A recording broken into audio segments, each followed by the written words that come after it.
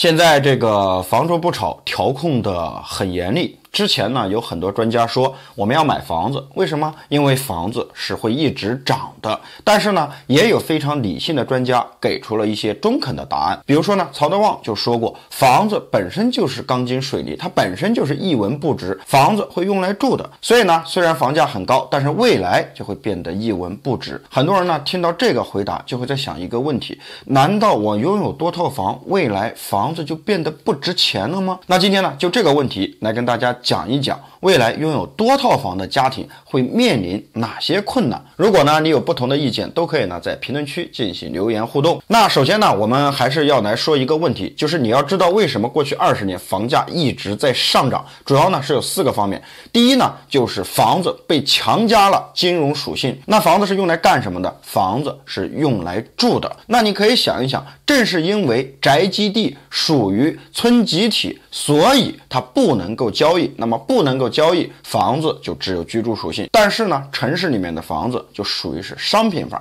既然是商品就要交易，那么买着买着就变味了，它的金融属性呢就越来越强。而且呢，房子也会分3、6、9等，比如说别墅、高层花园洋房等等。不同性质的房子呢，价格是不同的。那么其实呢，当我们在买房子的时候，就是一笔买卖，我们不想赔钱卖，所以呢可能会加价。那么一轮一轮的呢，房价就自然而然的涨了。那第二点呢，就是土地的价格决定了最终房价的走向。开发商建房子是要拿地的，那么之前呢，可能地价很便宜，现在呢，地价慢慢的也越来越贵了。当开发商拿地成本只有1000的话，他可能这个房子就卖到3000块钱1平方。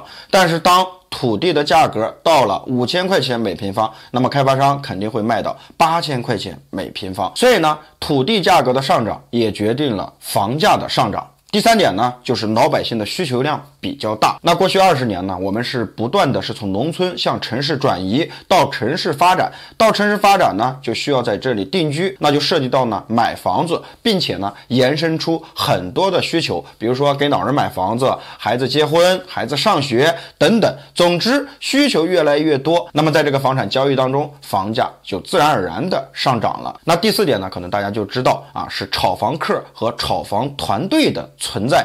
他们呢手里有资金，能够呢拿到优质地段的房子，优质地段的房子呢价格就贵，所以呢他们看中一个地段，或者说看中一个楼盘，能够呢在短时间内炒高一个区域或者一个城市的房价，然后呢紧接着就套现离场了，留下的就是这个房价上涨了。那么房价一旦上涨，下降的速度呢就会比较缓慢，甚至呢需求量多的时候呢，这个房价还会上涨。那么这个时候呢，就有人说了之前房价是上涨，现在有房住不炒，房价稳了，那么未来房价会跌成白菜价，变得一文不值，还是说还会继续上涨，还是说像现在这样一直能够稳定下去？那答案是肯定会稳定下去。为什么呢？第一，房住不炒的政策是长期执行的，这个是一直不变的。那我们可以看到呢，由于房住不炒，所以呢没有了炒房客，由于房住不炒呢，所以现在呢房价稳了。那么第2点呢，就是房产在转型，我们不能够呢光靠房地产来拉动经济。之前呢我们也讲过，要实行经济内循环。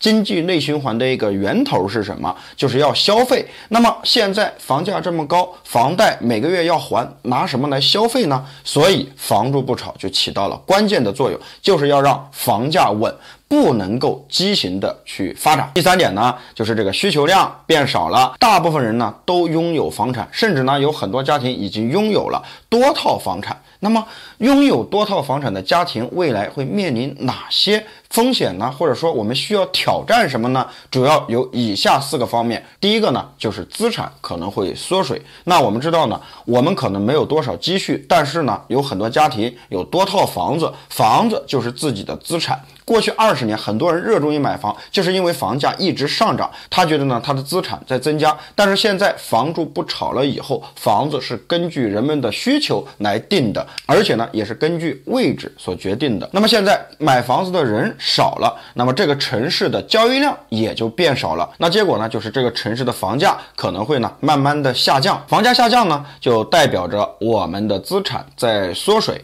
房子的金融属性呢在慢慢的消退。那第二点呢，就是还款的压力比较大。过去很多人买房子并不是全款，那么他的钱来自于哪里呢？可能买第一套房子是自己有首付，但是他看到房子会涨，觉得再买一套也可以，那怎么办呢？结果呢，又问亲戚朋友借钱付首付，买了一套，自己背负着房贷，紧接着还想去买第3套、第4套，那么总之呢，是不断的在还贷款，而且这个压力是非常非常大的。那我们知道呢，这几年有很多人的收入减少了，所以呢，家庭的风险也就越来越高。当房贷还不起的时候，就会变为法拍房。第3点呢，就是变现难。为什么变现难？就说白了，房子卖不出去。房子卖不出去的原因就是没有人买了。很多家庭呢已经有房子了，很多家庭呢也已经有房子了，而很多买不起的呢，现在是直接放弃了。过去20年，很多人买房子就是呢，因为有希望，对房产有信心。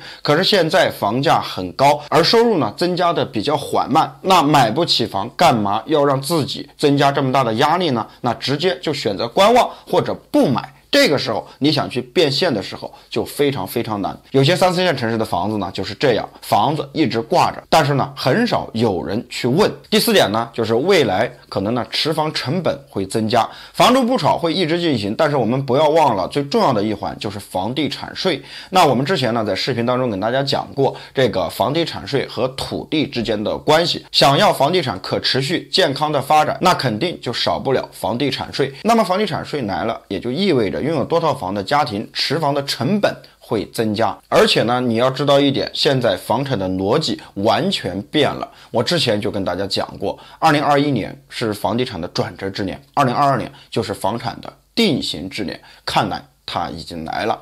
好了，今天的视频呢就讲到这里了，我们下期视频再见，拜拜。